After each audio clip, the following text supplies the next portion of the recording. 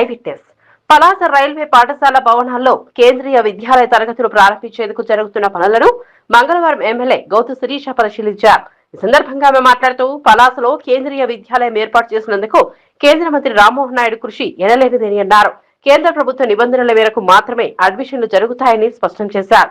ఈ కార్యక్రమంలో RDO Appalaraju, MRO Kalyan Chakravarthi, APTPC chairman Vajja Baburao, AMC chairman Malla Srinivasarao, రాష్ట్ర బీసీసీఎల్ అధ్యక్షులు లోడగల కామేశ్వరరావు, పట్టణ టీడీపీ కార్యదర్శి సప్పా నవీన్, గాలి కృష్ణారావు, చెల్లూరు రామకృష్ణ, కొత్త సత్యం, మల్లిపెద్ది చిన్ని, సవర రాంబాబు, డొక్కరి శంకర్, దడియాల నరసింహులు, కొండె నర్సింగ్, జోగమల్లి, రవిశంకర్ గుప్తా తదితరులు పాల్గొన్నారు.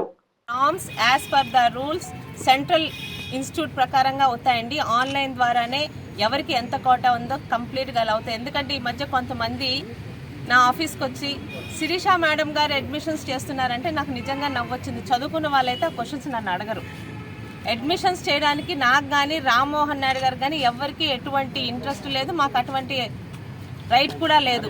As per the norms rules ప్రకారం ఎవరికి ఎంత కోటా ఉందో వాళ్ళందరికీ సెంట్రల్ డిపార్ట్మెంట్ వారే ఆన్లైన్ ద్వారా అడ్మిషన్స్ చాలా పారదర్శకంగా చాలా చక్కగా అవుతాయి. ఈ విషయంలో ఏదన్నా న్యూస్లు రాసే ముందు జరుగుతున్నాయా జరగలేదని కనుక్కొని రాయవలసిందిగా మీడియా మిత్రులను కోరుకుంటాను. ఎందుకంటే ఇదిగో తోక అంటే అదిగో పులి అన్నది దయచేసి రాయకండి. కొంతమంది కావాలని రూమర్స్ క్రియేట్ చేస్తున్నారు. ఇక్కడ చాలా పారదర్శకంగా ఇటు ఎంపీ రామ్మోహన్, మినిస్టర్ రామ్మోహన్ నాయుడు గారు నేను కానీ కేవీని మన పలాసకు తీసుకోవాలని ఒక పట్టుదలతో చేశాం. అలాగే దాని తర్వాత సంబంధించిన పనులన్నీ కూడా చాలా చక్కగా అన్ని డిపార్ట్మెంట్ వాళ్ళని కోఆర్డినేషన్ చేసుకుంటూ ఎవరికి ఎటువంటి ఇబ్బంది కలగకుండా ముందుకెళ్తున్నాం.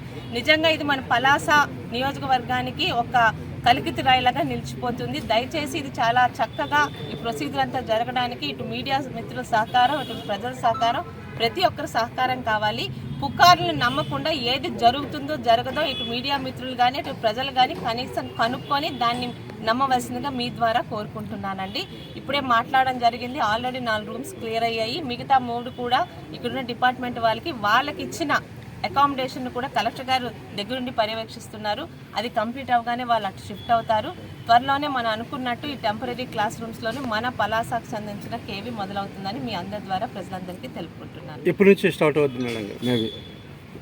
ఏప్రిల్ ఎండింగ్ నుంచి మిడ్ ఏప్రిల్ నుంచి వాళ్ళ అడ్మిషన్ స్టార్ట్ అవుతాయండి. వాళ్ళ కరికులం నాకు ఎగ్జాక్ట్గా తెలియదు. ఎప్పుడు క్లాసెస్ మొదలవుతాయో మిగతా సెంట్రల్ దేశం మొత్తం మన దగ్గర కూడా అదే విధంగా నెక్స్ట్ అకాడమిక్ ఇయర్ అది జూనా, జూలై, ఏప్రిల్ అనేది వాళ్ళు డిసైడ్ చేసుకొని నెక్స్ట్ అకాడమిక్ ఇయర్ క్లాసెస్ మన పలాసలోని టెంపరీ కన్స్ట్రక్షన్లో మొదలైపోతుంది.